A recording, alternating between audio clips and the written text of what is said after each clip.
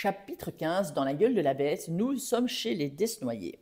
Madame Desnoyers et Maître Desnoyers sont évidemment morts de trouille parce qu'il y a deux juifs qui le cachent et ils se disent ouïouïou, comment ça va aller. Alors Maître Desnoyers avait promis qu'il ne boirait plus une goutte d'alcool à partir de la mort de sa mère, mais là il dit que franchement c'est beaucoup trop, il a trop peur et donc il boit pour lui se donner du courage.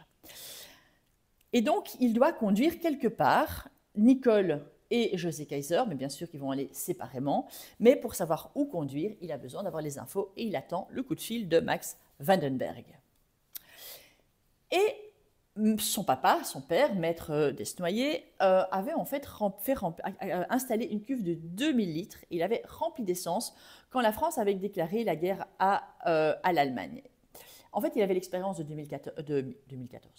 1914, la Première Guerre mondiale, où en fait, bien sûr, il n'y avait plus du tout d'essence. Et donc, eux, des notaires, ils ont l'argent, mais on ne savait plus se procurer d'essence. Et donc, avoir une voiture ne servait pas à grand-chose. Et donc, il s'est dit, quand la guerre allait éclater, il s'est dit, je fais installer une cuve en profondeur de 2000 litres, je la remplis, j'ai ma voiture, je n'utilise pas, mais au cas où je dois fuir, j'aurai cette voiture et je pourrai m'enfuir. Et donc, voilà, c'est un cas d'urgence. Et donc, il prépare la voiture pour démarrer. Et il attend juste l'appel de Max Vandenberg. À la page 218, il y a Maître Desnoyers qui plaint sa femme. Parce qu'il se dit, mais en fait, le couple Desnoyers ne va pas très bien. Et il dit, en fait, elle aime un homme, et cet homme ne s'occupe pas d'elle, parce qu'en fait, il n'a plus beaucoup de sentiments pour elle. Et en même temps, Maître Desnoyers, en fait, il n'a pas suffisamment d'énergie pour aller voir d'autres femmes.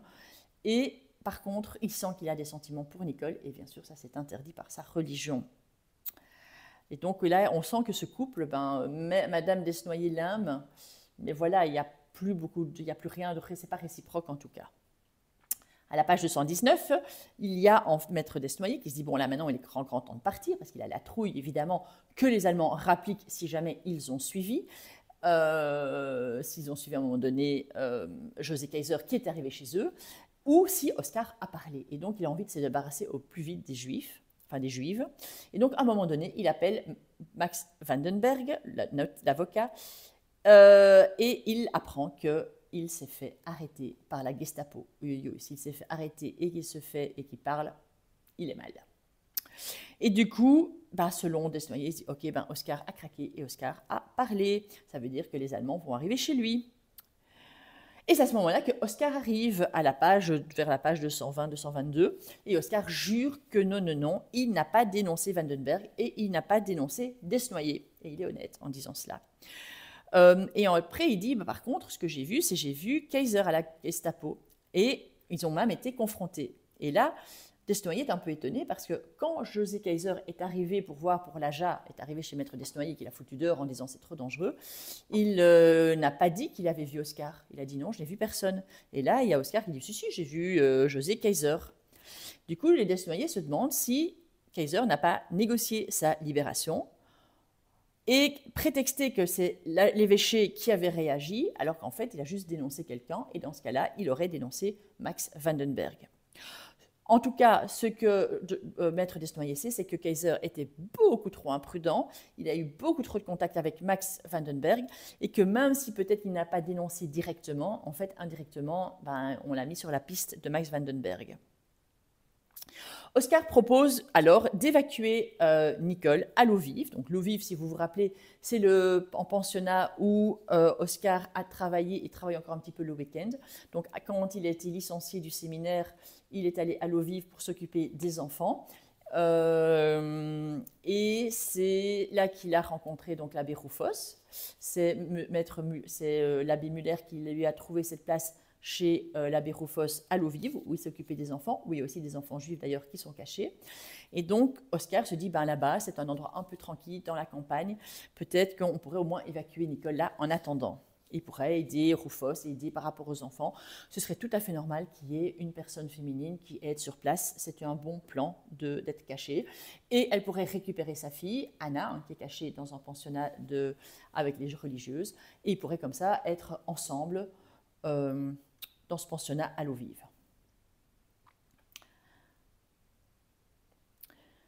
Alors attention, là je simplifie un peu parce qu'en fait au départ quand on dit à Nicole ben, tu vas aller à l'eau vive te cacher, il y a Nicole qui dit moi je ne pars pas si je ne pars pas avec ma fille. Et donc il faut transporter la fille, il faut transporter la maman parce que la fille dit ou sinon je reste ici si ma fille ne vient pas avec moi. Et donc c'est encore une complication en plus. Maître des sommeils d'ailleurs est un peu irrité en se disant non de Dieu, on risque nos vies pour eux, ils sont quand même assez exigeants. Et donc là il y a un moment donné d'ailleurs une tension et finalement ils vont trouver une solution. Bah, ok, Nicole va aller à l'eau vive et Oscar va transporter Anna également, va lui prendre le risque d'amener Anna à l'eau vive également. Chapitre 16. Donc Volko, page 230, Volko, ben, il a rendez-vous à 17h au café au Mimosa. Il sent bien qu'il y a un truc qui cloche. Plein de fois, il s'est dit non, je ne vais pas y aller. Et puis finalement, il y va quand même. Il est super en avance, il est sur le qui-vive en marchant dans la rue, il a l'impression que tout le monde le regarde, qu'il va se faire arrêter, que c'est écrit en grand qu'il est juif et qu'il se cache.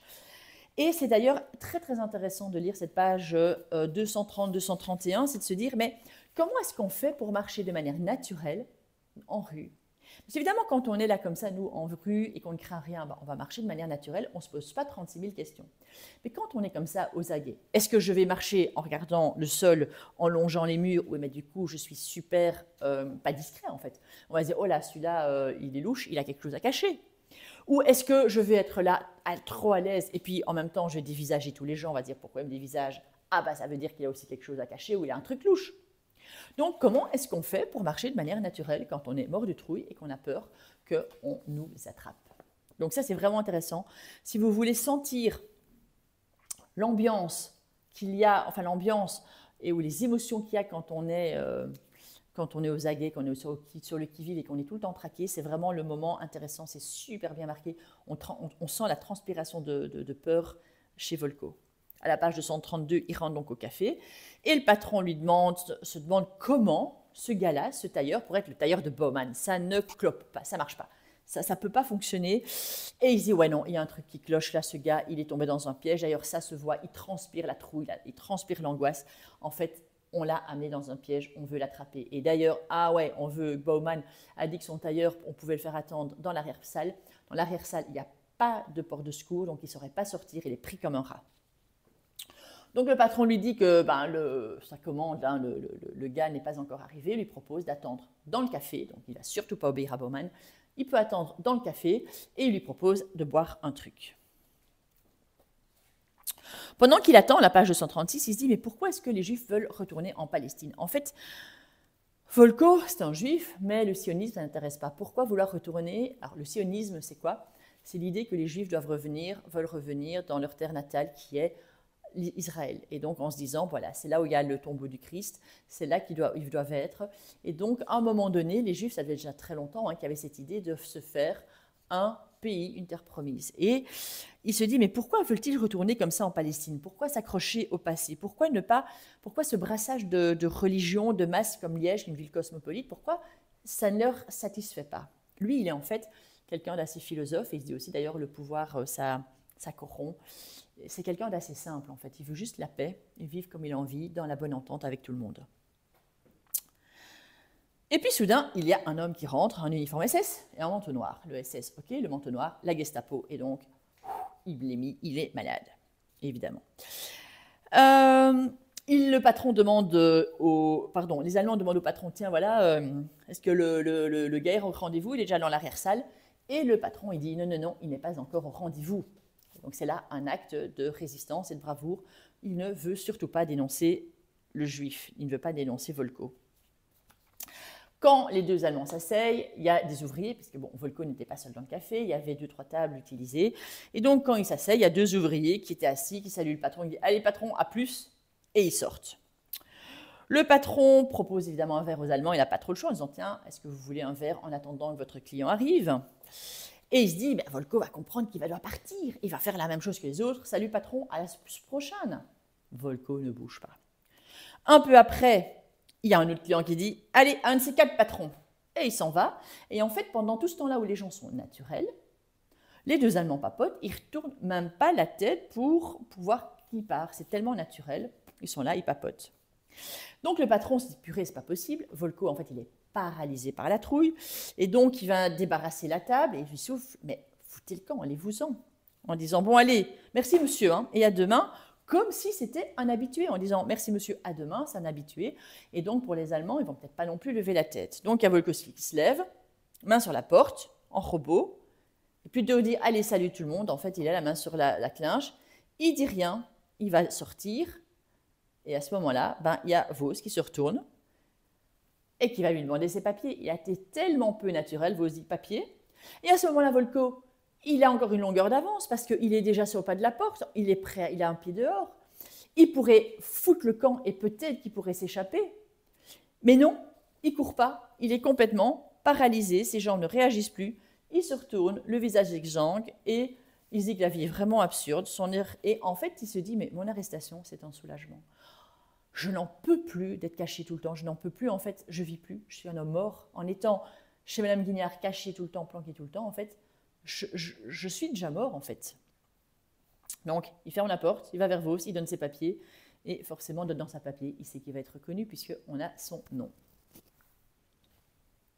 Et voilà, Volko Grégoire se fait arrêter. Le chapitre 17, nous avons Oscar qui va chercher Anna ou Annette à l'orphelinat. Et donc, page 243, c'est aussi intéressant de montrer, toute cette partie-là montre, en fait, c'est la méfiance. À qui est-ce qu'on peut faire confiance? Dans une dictature où il y a la délation, la trahison, on ne peut faire confiance à personne. Et donc, il y a sœur Michel, qui est une des religieuses, qui a reçu une lettre qu'il faut transférer Annette Lebrun vers la colonie d'enfants L'Eau Vive. La lettre est rédigée par la maman d'Annette. Il y a une lettre du notaire Desnoyers pour authentifier la demande. Et c'est Oscar Lambeau qui amène la lettre. Et donc, elle a à dire, ok, mais Oscar, sa tête ne lui revient pas. Alors, n'oubliez pas, hein, un œil au beurre noir, il est tout sale, il est mal habillé parce qu'il ne s'est même pas encore changé depuis son arrestation. Donc, elle est plutôt méfiante. Elle va donc téléphoner à l'abbé Müller pour avoir une confirmation. Qu'est-ce que je fais avec Anna, puisque c'était Müller qui les avait cachés là. Et c'est ainsi qu'elle apprend que l'abbé Müller s'est fait arrêter par la Gestapo. Donc, elle se dit, ok, ça veut dire qu'il y a danger, donc il faut effectivement mettre Anna à l'abri.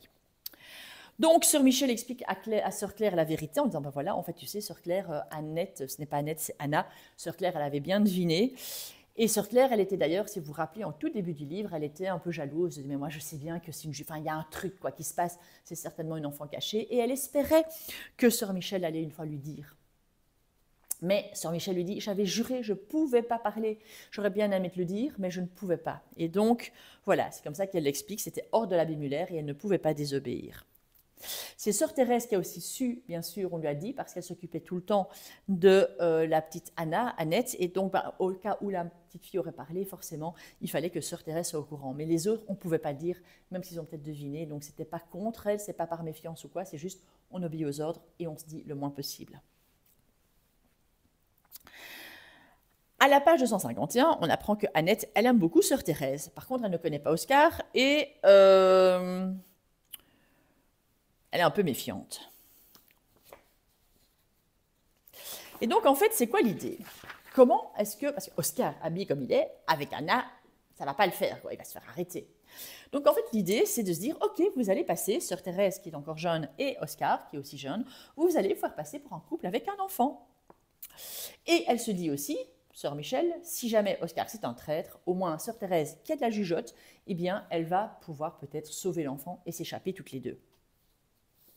Sœur Thérèse, elle est toute contente de se faire passer pour une mère pendant un moment. Sœur Thérèse, elle est devenue religieuse parce qu'elle ne voulait pas être sous le joug d'un homme, elle ne voulait pas dépendre d'un homme, mais du coup le sacrifice c'est qu'elle ne peut pas être mère, elle aurait aimé être mère, et donc d'une certaine manière, eh bien pendant un moment, elle va être la mère de Annette. Alors, à la page 253, ce qui est intéressant, c'est de voir aussi le pouvoir de la religion et toute cette mentalité à l'époque, parce que sœur Claire, elle veut faire baptiser l'enfant, parce que forcément, c'est une juive, elle ne s'est pas fait baptiser. Oui, mais s'il y a quelque chose qui se passe, si l'enfant décède, elle ne va pas aller au paradis. Or, la petite Annette qui est si gentille. Et c'est là qu'il y a une grosse dispute entre sœur Claire et sœur Michel. Sœur Michel dit, nous ne pouvons pas baptiser l'enfant sans la permission de la maman. Tu dois respecter la vie de la maman. Ce n'est pas à nous à décider si on va baptiser Annette ou pas. Et sœur Claire, elle est vraiment vraiment très, très, très mécontente en disant oui, mais elle va aller dans les limbes, elle n'ira pas en prison. Et elle est vraiment dans cette idée-là. Et heureusement, sœur Michel dit on doit respecter la volonté de la maman. Donc non, elle ne va pas se faire baptiser. Et pourtant, sœur Claire essaye, d'une manière ou d'une autre, de manière un peu sournoise. Mais sœur Michel le voit tant. À la page 256, Oscar repense à l'interrogatoire avec Vos. Et Vos l'avait félicité. Il l'avait invité à revenir s'il avait d'autres confidences à faire. Et quand on lit ça, on se dit, ben, Oscar, il a trahi. Ben oui. Oscar, en fait, il s'était souvent posé la question, mais comment c'est en enfer? Il s'était dit qu'en enfer, il imaginait les damnés qui avaient un ardent désir de rédemption, de se faire pardonner. Et en fait, il se rend compte maintenant qu'en enfer, il se dit que les damnés, ils sont juste absorbés par la haine d'eux-mêmes. En fait, dans le confessionnal, il s'était effondré. Alors, une bonne âme, il croyait que c'est une bonne âme, c'est Bauman qui n'est pas une bonne âme, et qui, à un moment donné, est un peu naturel et retrouve un peu d'humanité. Enfin, naturel, il retrouve un peu d'humanité et il va s'occuper d'Oscar. Au départ, il voulait s'occuper d'Oscar pour le faire parler. Et puis là, tout d'un coup, il a vraiment fait preuve, il dira plus tard, de sensiblerie. Et donc, vraiment, il s'est occupé de lui comme une bonne âme. Et donc, en fait, Oscar se dit, mais voilà, il y a une bonne âme qui s'est occupée de lui, qui lui a offert une gosette aux pommes.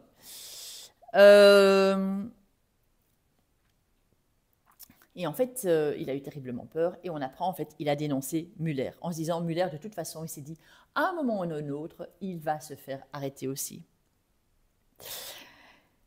Et donc, il se dit, voilà, bah, j'ai trahi, donc je vais aller en enfer, c'est sûr. Et donc, le fait de vouloir quand même, malgré tout, aider Anna, la sauver, il espère comme ça, d'une certaine manière, racheter un peu son âme, se faire pardonner de la trahison de Muller.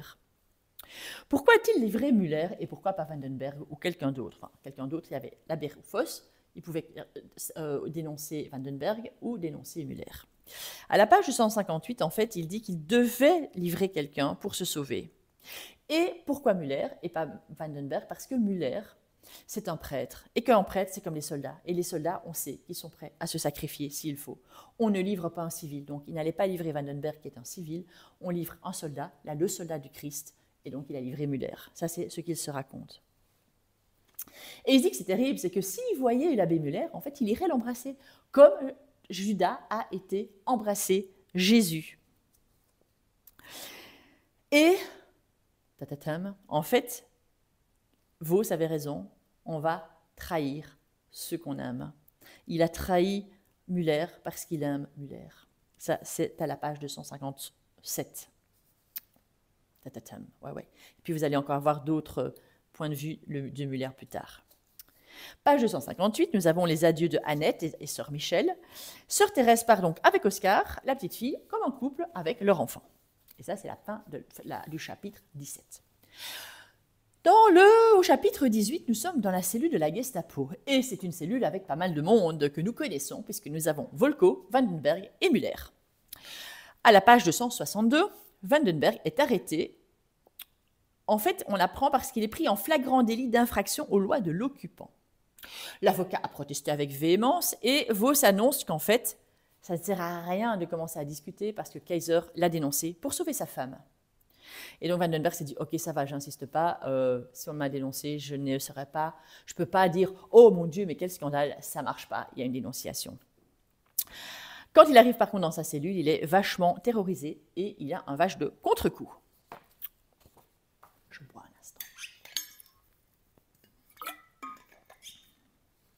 À la page 265, 264, 265, Vandenberg est encore dans cette logique d'un avocat dans un état de droit. Et donc, il dit, j'ai le droit d'envoyer un mot à ma famille, j'ai le droit de me faire représenter, vous avez besoin d'un mandat de perquisition.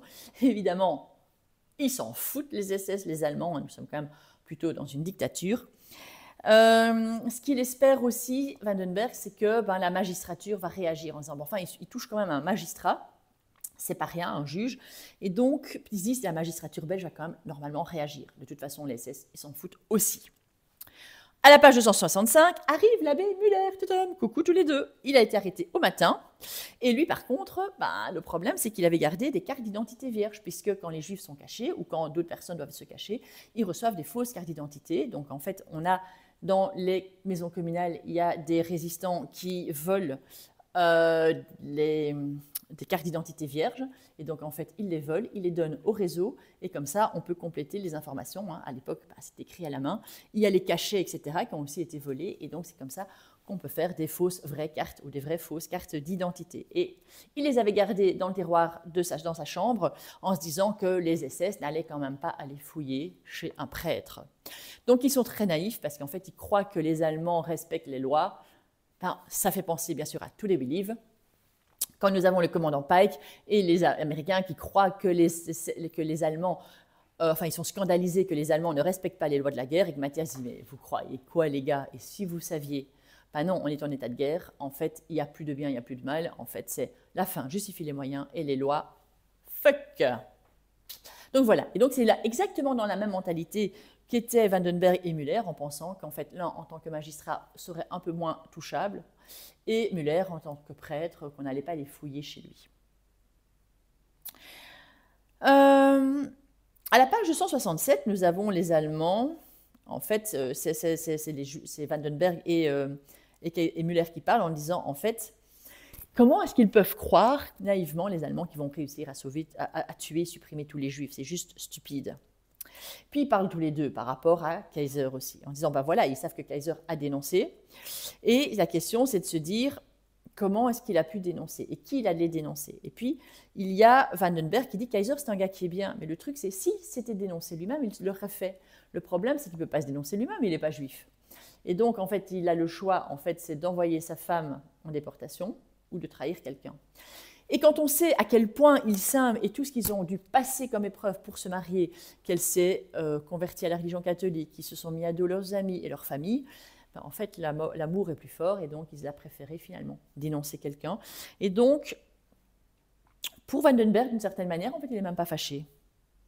Soit il trahissait sa femme, soit il trahissait le réseau. À la page 269-270, c'est une discussion extrêmement intéressante, une question philosophique et éthique, philosophie morale, où en fait, il y a Vandenberg qui demande à Müller, le chrétien, comment fait-il pour choisir entre deux péchés?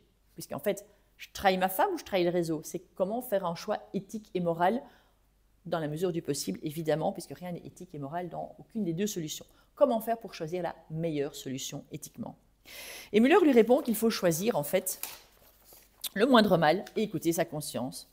Et donc Vandenberg se dit que ben oui, Kaiser a bien fait parce que voilà, c'est comme ça, c'est l'amour plus fort. Tandis que Müller dit que c'est pas juste, pour lui c'est pas du tout la bonne solution parce qu'il sacrifie quelqu'un du réseau qui aurait pu encore aider et sauver d'autres juifs. Et Vandenberg du coup bien sûr se pose la question, et moi, si j'avais dû choisir entre ma femme et le réseau, qu'est-ce que j'aurais choisi?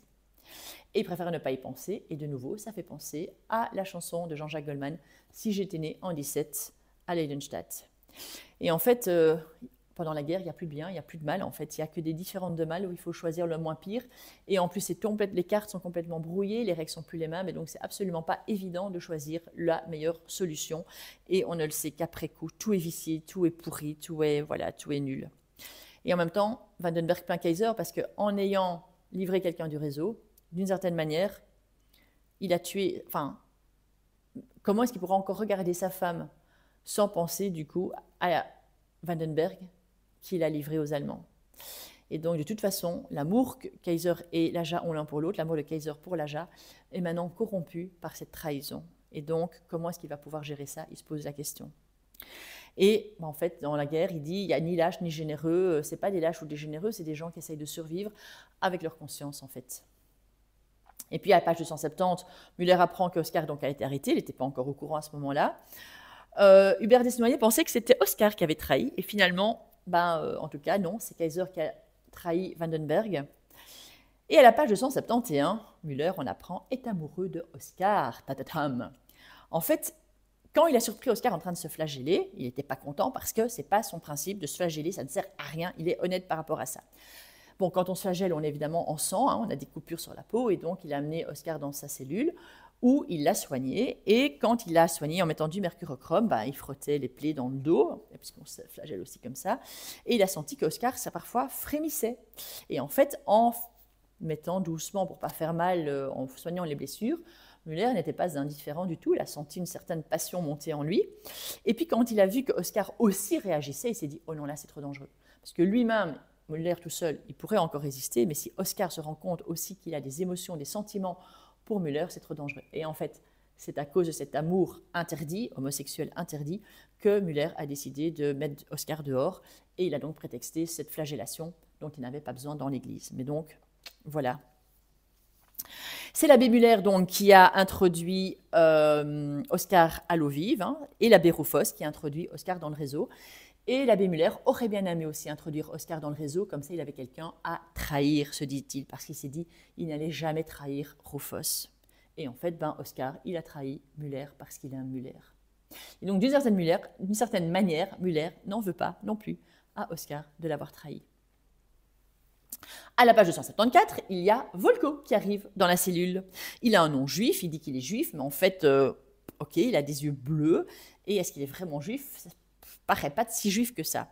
Et donc, du coup, Vandenberg et Müller ne le croient pas. Parce qu'une coutume, une habitude, c'était aussi quand il y a deux personnes, en plus du réseau, vous imaginez, qui commencent à parler, s'ils commencent à discuter tous les deux et on ne les entend pas, d'avoir un informateur allemand dans la cellule qui se fait passer aussi pour un juif ou pour un autre résistant, ils vont avoir les langues qui se délient, ils vont avoir plein d'informations, les Allemands. Donc, Vandenberg et Müller font vraiment fort attention à ce qu'ils vont dire. À la page 275, Vandenberg et Müller attendent toujours leur mandat d'arrêt. Volko lui dit je suis juif, c'est assez, ils n'ont même pas besoin de mandat d'arrêt, je vais me faire déporter, forcément. Et en fait, Volko, dans sa cellule, il est soulagé. Rappelez-vous, à la fin de son arrestation, il a eu un sentiment de soulagement. Et oui, parce qu'en fait, il reprend sa place d'homme. Enfin, il est nouveau un homme, il ne doit plus mentir. Il s'appelle Volko, ce n'est pas un faux nom.